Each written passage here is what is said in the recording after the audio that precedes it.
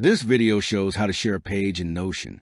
I'm using a sample page called Share Page just as an example, so you can clearly see what happens.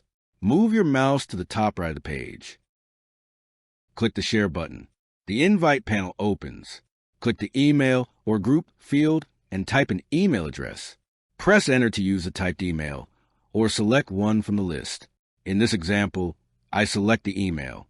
Click the Permission drop-down. You can choose full access, can edit, can comment, or can view.